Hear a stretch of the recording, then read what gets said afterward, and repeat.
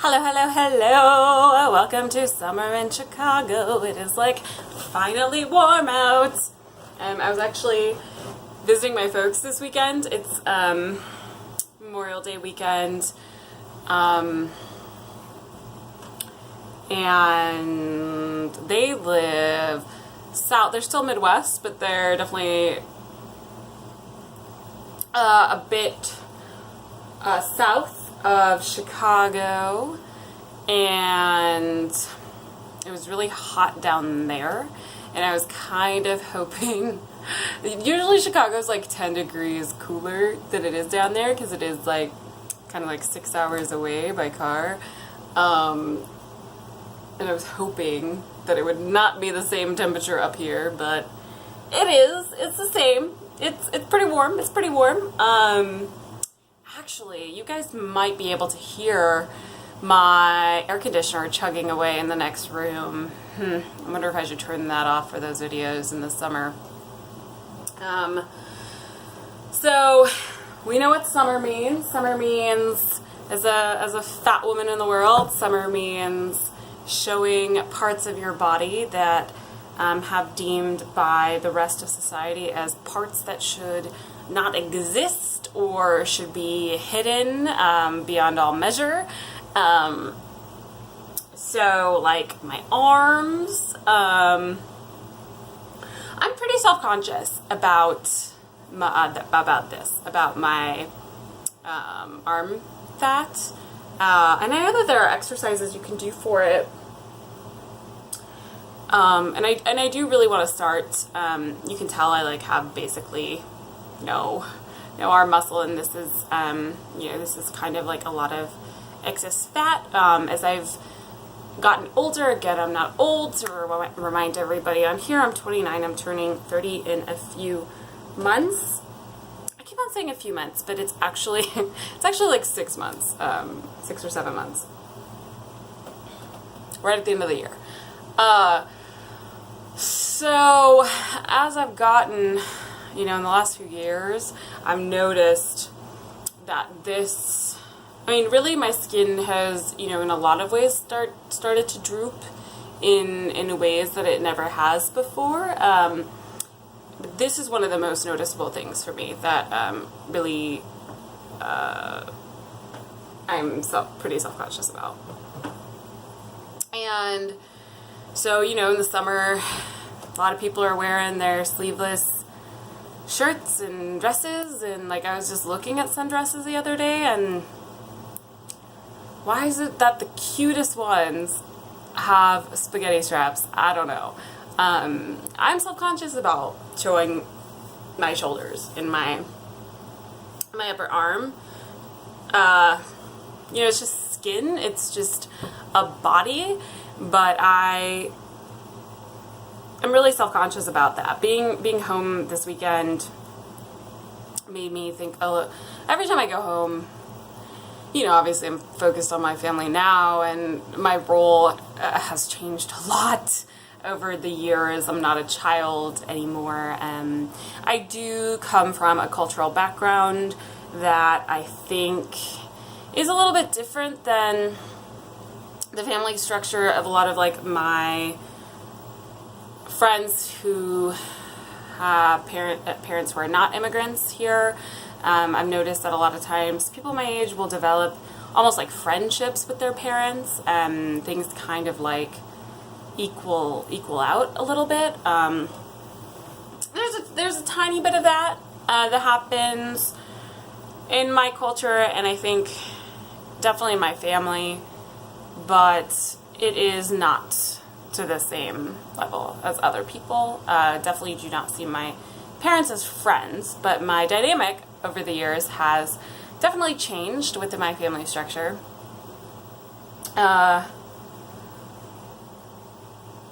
But all of that being said, I am still very much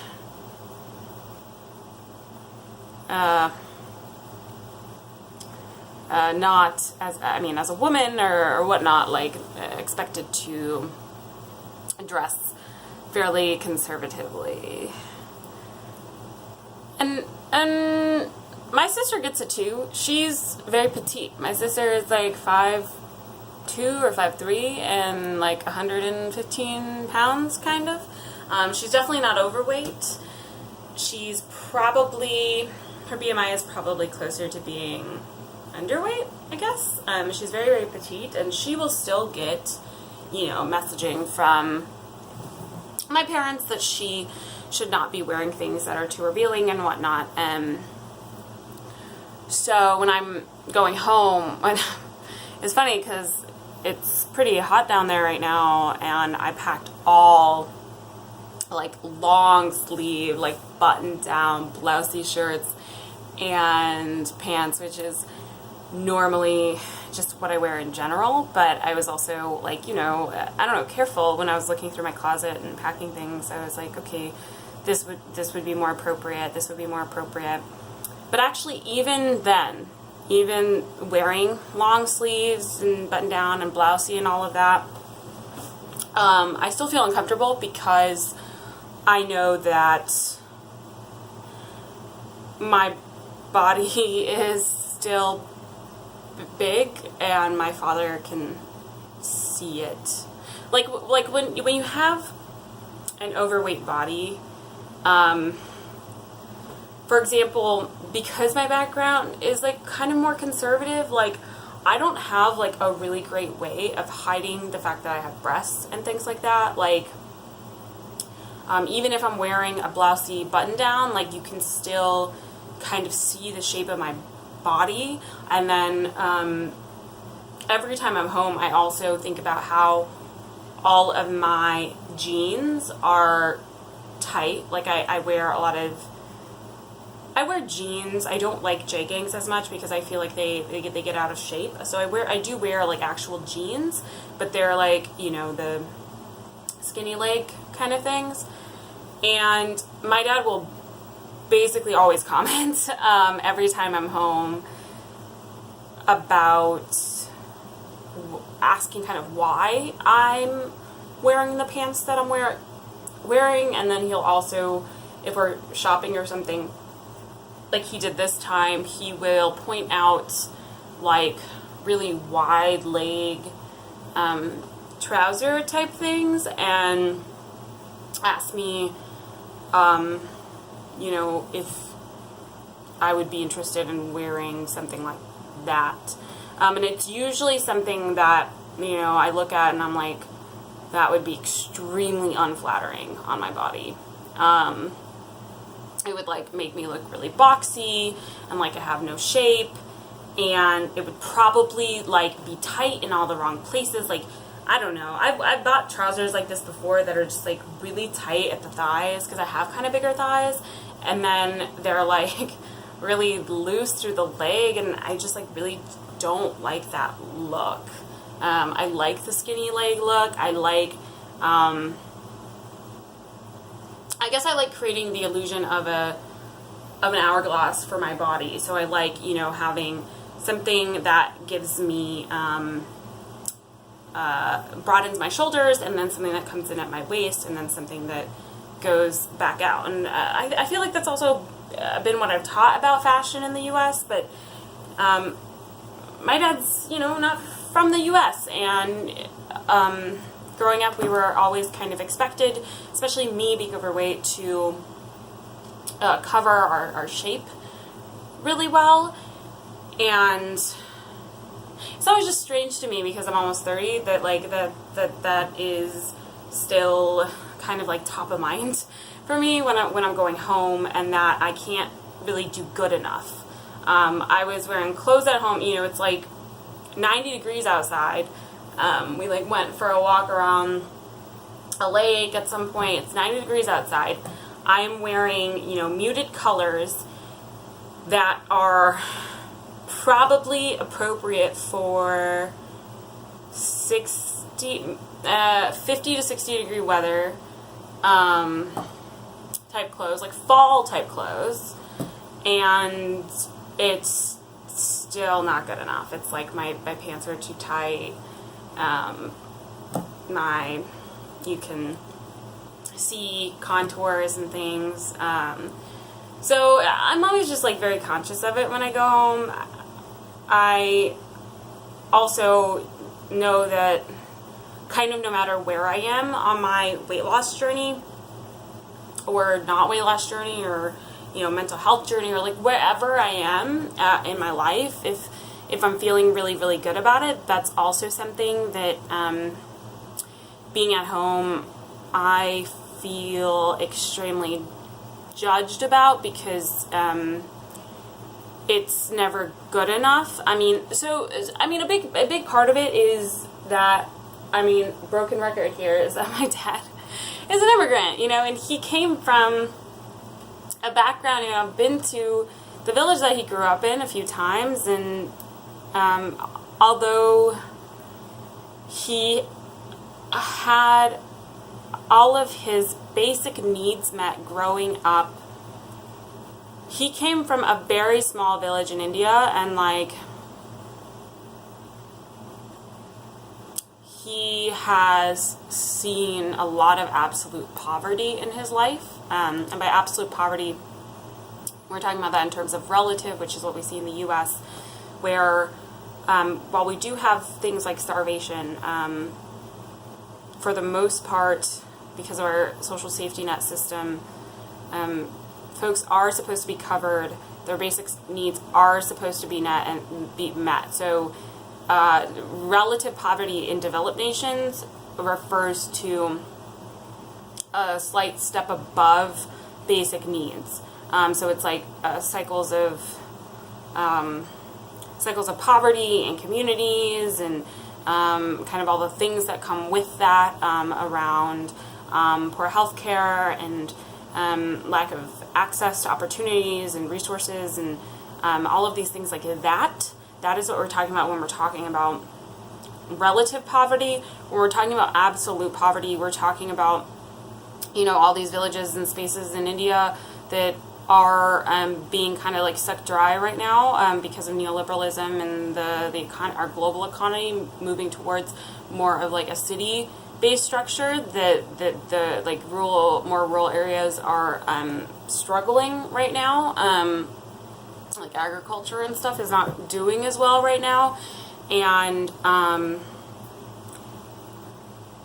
in general, like in developing nations, like just my dad, you know, being used to growing up in a village and being surrounded by that absolute poverty. We're talking about people who just do not have shelter, food, the like very, very, very basic needs met, and are going to die because of that, essentially, or, you know, need to so many people are working as essentially slaves, like servants,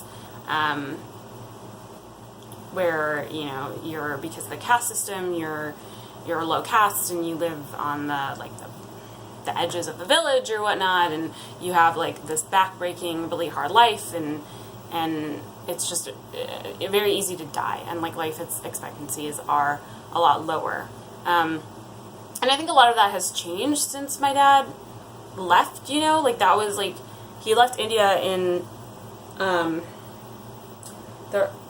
late 70s, I believe, like early 80s, late 70s. Yeah, late 70s. And God, I mean, in the last like 50 or 40 years, there have been like so many advancements with a lot of this stuff. But I think because his perspective is based in this like absolute poverty kind of perspective, many times, we really struggle to meet eye to eye on stuff, because talking about like people like just literally starving on the streets, in comparison to me like dealing with being fat and like getting too much nutrition and like not being able to stop eating, like it's just a difficult binary. It's a difficult dynamic to tackle, like for him to try to understand like how how things could be hard for me. Because essentially, it seems like, and for many people, right, it seems like it was a choice, right, that I am fat because I don't know, I'm lazy and gluttonous and I just wanted to eat too much, and this is my choice. My choice is to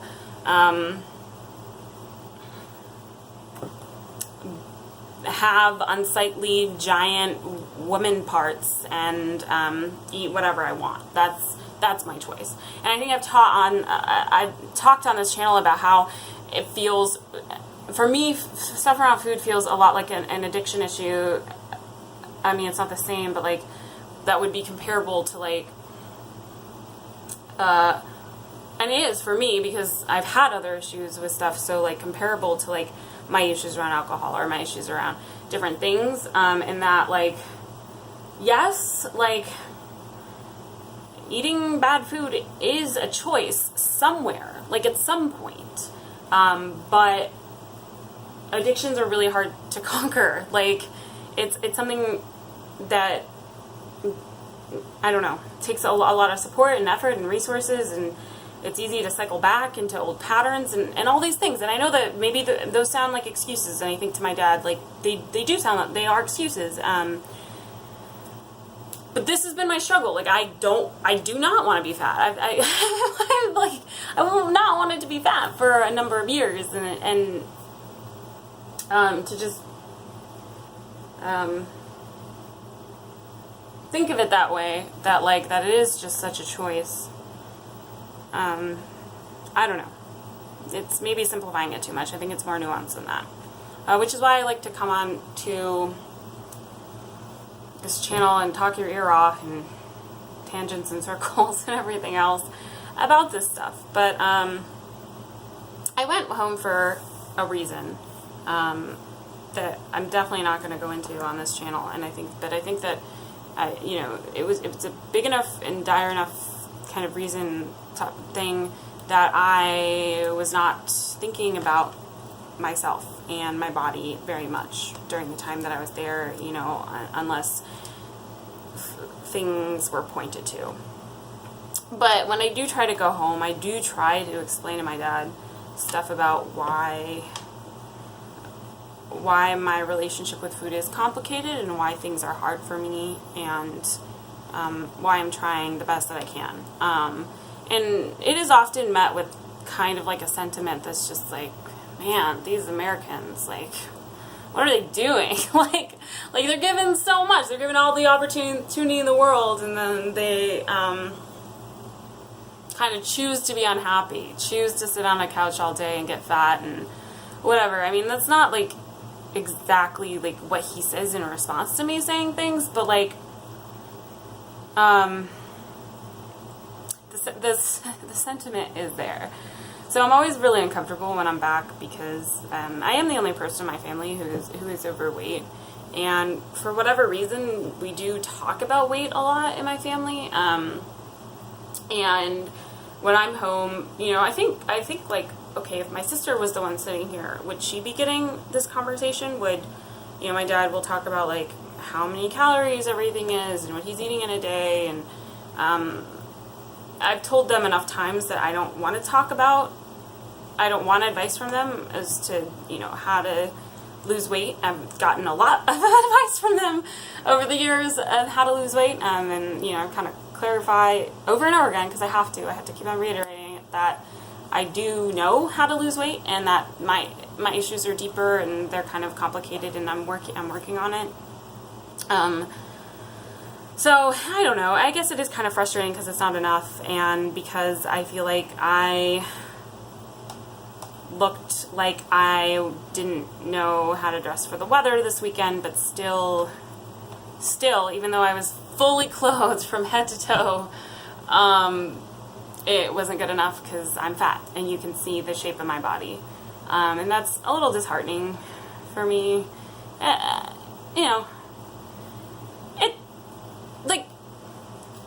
To me, like, this makes it obvious, like, why I would think that I'm so ugly, that, like, the notion that me, like, showing any part of my body is, like,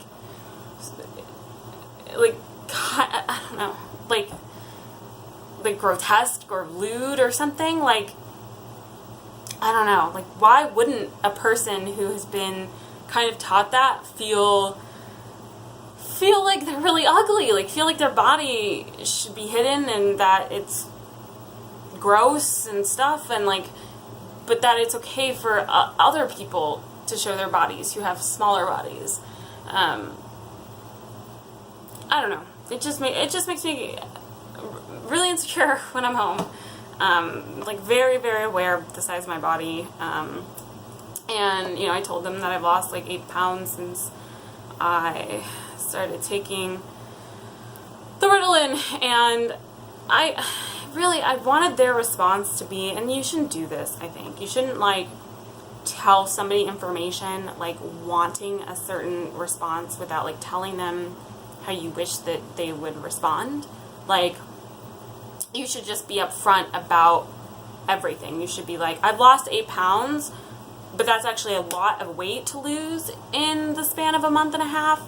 And so, like, I actually want to find ways to, you know, lose it more slowly and more healthy, because I'm worried that I'm going to fall into old patterns of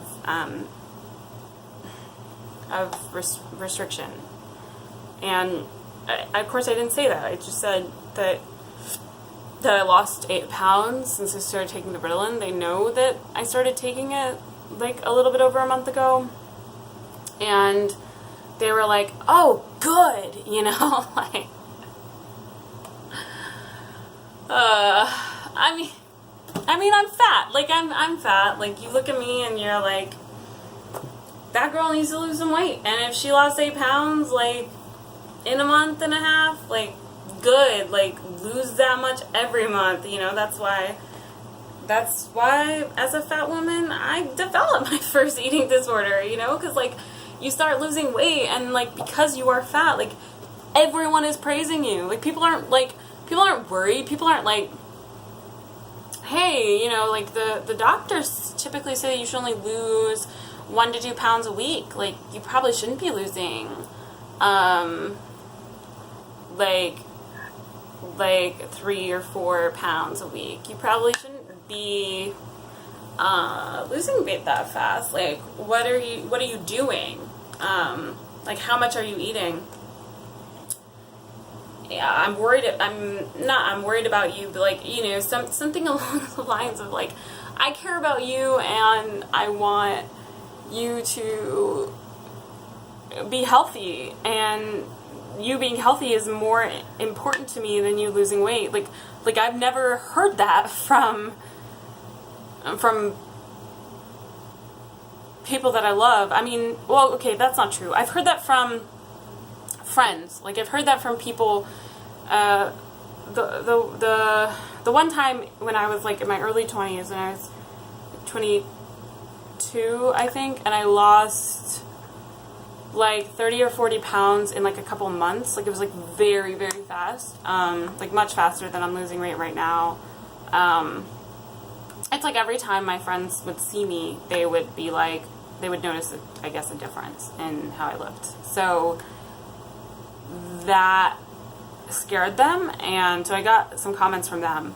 But I remember at that time period, I went home, and, you know, it's the same, I don't know, it's the same thing. Like, they're like, I get that they don't know what they're doing, but, like, affirming that it's okay for somebody to lose, like, 15 to 20 pounds in a month, who is my size, like, or, I mean, I was smaller then, that person is starving themselves, you know, like, that person maybe needs help. Like, that person is, like, I don't know, like,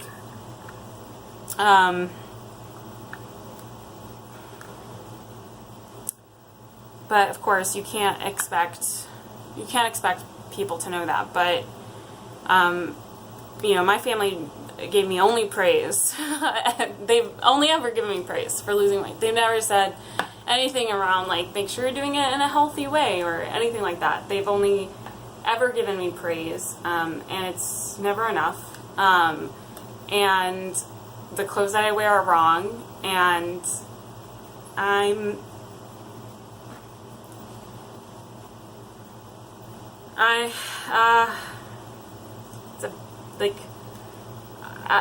don't know, like, it feels really selfish that is almost like top of mind sometimes when I go home. It wasn't this time. Like I said, like there was a lot of other stuff going on, and I really didn't have time to think about myself very much, but there were multiple moments over the last 2 days when I just had to, because my focus was on something else. Like, I had to just put those insecurities and fears aside, but I was like, man, this is hard. Like, I wish I could just turn to somebody here. Like, no one gets this. Like this is so hard to be feeling like so uncomfortable and ugly in my body. And I've always felt that way around my entire family, like my family in India too. Of course, more so with them. It's like the only thing, it's like what I become is like this gigantic fat woman. And I get that in my dad's village, like I am the fattest woman they've ever seen. Like it's, different than in the US where I'm like the average size. That 14 is an average size, but it's just like, holy crap, like all of my insecurities, like just, how do I just like put them to the side? Because, like this is a lot. Yeah, multiple things this weekend. And like I also, we're doing some stuff for my sister's wedding next week, and her wedding's in September, but we are doing some preparation for it. Basically, our families are like meeting, her fiance's family and my family. And my sister wanted us to wear Indian clothes for it, because the wedding is like very Americanized. And so I had to try on. My mom was pretty persistent about having me try on a lot of different Indian outfits while I was at home that I hadn't worn since like high school. And with each one, I was like looking at it and I was like, absolutely not. Like my body is not going to fit in this. Like I shop for clothes. Like I know, I can tell, like, like what my body fits into, and just having to put on all these outfits that don't fit me, and being told like, oh man, like wish it fit you kind of thing. And then my mom like trying, and this is supportive, right, that she's doing this, I guess. It is. So she's like altering a lehenga and a shalwar kameez, so that I can wear it. But it's just like, for the lehenga, she's adding a bolt of fabric in the back of the shirt, and it's so much fabric. It's got to be like 8 inches. Like she's like, she's expanding this top by like 8 inches because my back is 8 inches, I guess, bigger than it was in high school, I guess.